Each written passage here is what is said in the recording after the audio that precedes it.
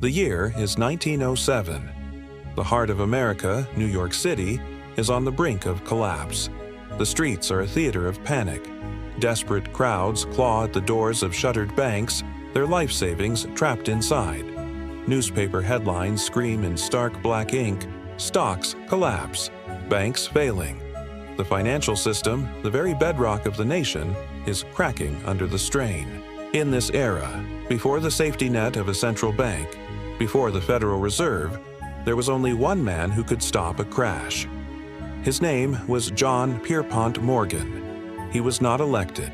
He was not appointed. He held no public office. Yet, from his dimly lit study on Madison Avenue, surrounded by priceless art and portraits of kings, his word moved nations. Swirls of cigar smoke clouded the air as he presided over a financial empire vaster than many countries. J.P. Morgan was more than a banker.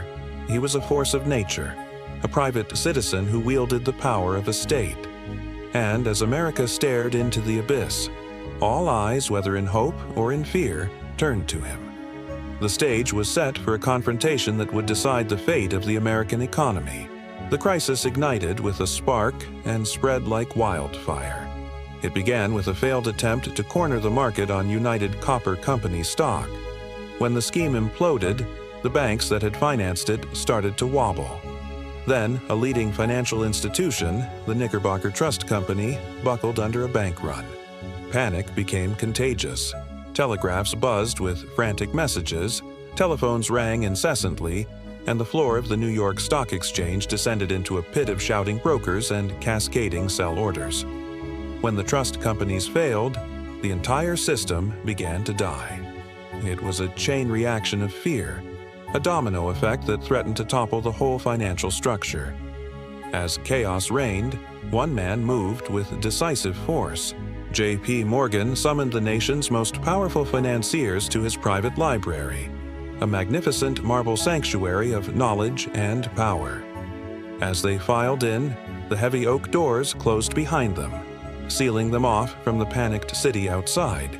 The mood was grim, the air thick with tension. Candlelight flickered across their anxious faces. Morgan, his presence commanding the room, laid out the stakes in no uncertain terms. He locked the nation's financiers in a room and refused to let them leave until the crisis ended. The rescue of the American economy would be orchestrated from this single room, under the unyielding will of one man. Inside that opulent library, a battle for America's financial soul raged through the night. The camera pans slowly across the exhausted, anxious faces of the country's top bankers. Some argued, some pleaded, some despaired. Through it all, Morgan remained a pillar of calm, calculating, his piercing eyes missing nothing. He listened, he assessed, but he did not debate. He was not there to build consensus. He was there to impose a solution. In a moment of high drama, with the fate of the nation hanging in the balance, his hand slammed a heavy ledger shut, the sound echoing like a judge's gavel. The time for discussion was over. He didn't debate policy. He dictated survival. Morgan organized a massive bailout, a financial rescue package funded not by a government, but by the combined might of the private sector, which he had bent to his will. He personally vetted which firms were solvent enough to be saved and which would be left to fail, acting as the sole arbiter of the nation's economic destiny. He pledged vast sums of his own money and strong-armed his fellow bankers into doing the same. Within 48 hours, the tide began to turn. Emergency loans flowed into the system. The stock exchange was saved from closure. Banks reopened their doors, and as the morning sun rose over New York, the crowds that had gathered in panic now cheered in relief. In 48 hours, J.P. Morgan did what the U.S. government could not. He stopped the collapse. The aftermath was a storm of conflicting narratives. Newspapers that had just hailed Morgan as a national hero now began to question the immense power he had wielded. One day's headline, "Morgan Saves America," was followed by another, "Morgan Controls the Nation." Was he a patriot who had stepped into the void to save his country from ruin? Or was he a titan of industry who had simply protected his own vast interests? To some, he was a savior, a financial atlas holding up the world. To others, he was a tyrant in a three-piece suit, an unelected monarch whose personal authority over the nation's economy was a threat to democracy itself. The sheer scale of Morgan's intervention sent shockwaves through Washington. The Panic of 1907 laid bare a terrifying vulnerability in the American system. The entire economy was dependent on the whims and resources of a single private citizen. On Capitol Hill, senators engaged in heated debates. The public, already wary of the immense power of industrial monopolies and trusts, saw Morgan's actions as the ultimate proof that reform was needed. This single event, this monumental act of private power, terrified Washington and gave birth to a new idea, an idea that would fundamentally reshape American finance: a Federal Reserve. The age of the private central banker was coming to an end. Morgan's legacy is woven into the very fabric of modern capitalism. He didn't just steer the ship through a storm, he helped design the vessel itself. His firm and the financial structures he pioneered laid the groundwork for the global economic system we know today. The transition from gold coins to paper dollars, and now to the flickering digital charts of the 21st century, all bear the imprint of the world he helped shape. He was a master consolidator, believing that size, order, and control were the keys to stability and progress. In his quest for order, he didn't just save capitalism, he defined it. In the end, J.P. Morgan remains a paradoxical figure.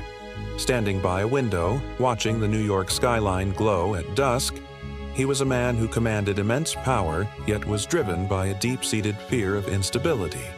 He believed that unchecked competition led to ruinous chaos.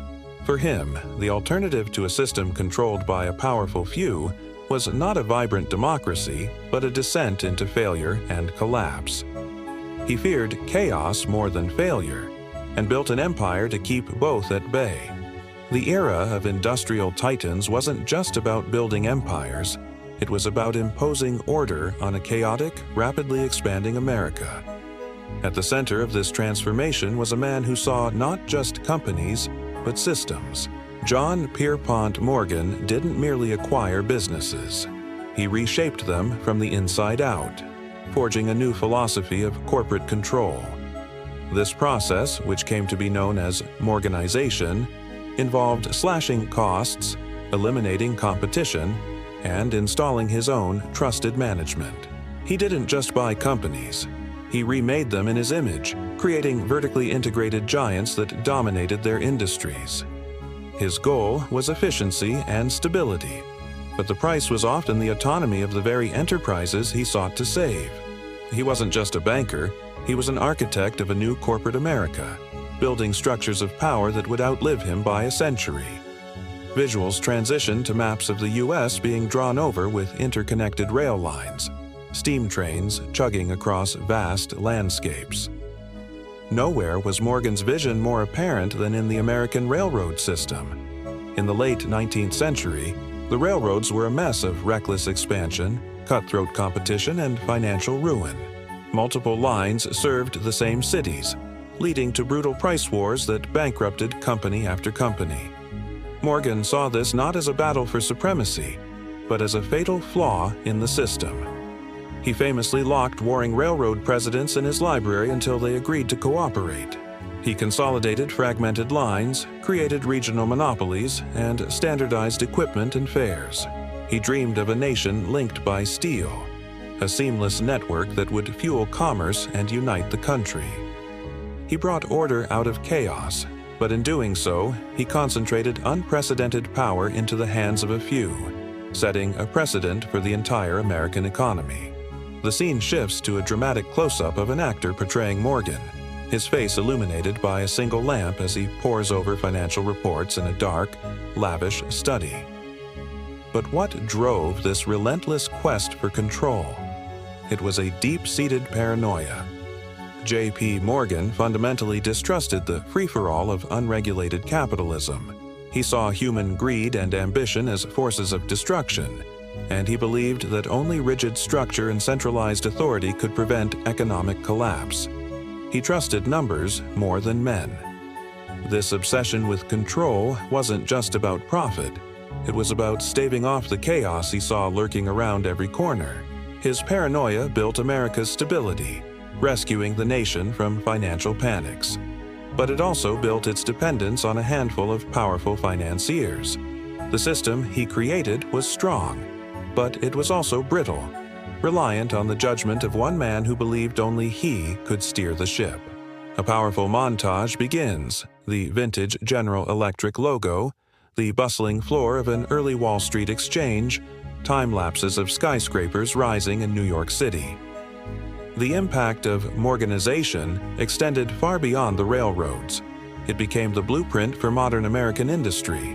When he financed the merger that created General Electric, he wasn't just backing a new technology. He was creating a corporate structure designed for long-term dominance.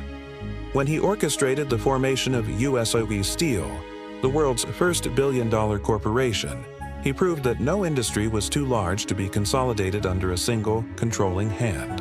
From telecommunications with AT&T to agricultural equipment with International Harvester, his fingerprints mark every modern market.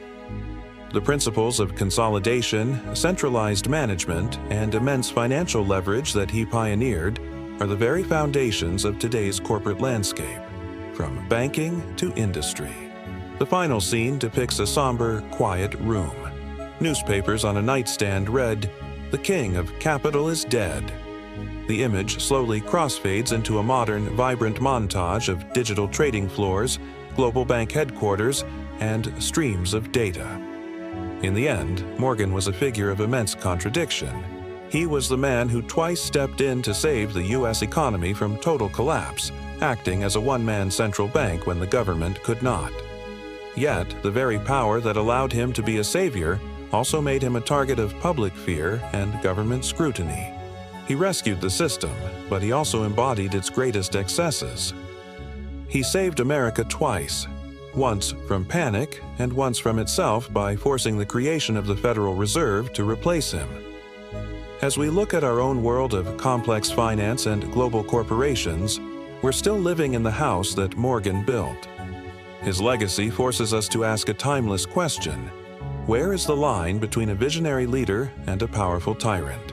Sometimes that line is drawn in gold. Thanks for watching. If you found this journey into the past insightful, don't forget to like, subscribe, and hit the bell to join us on our next exploration.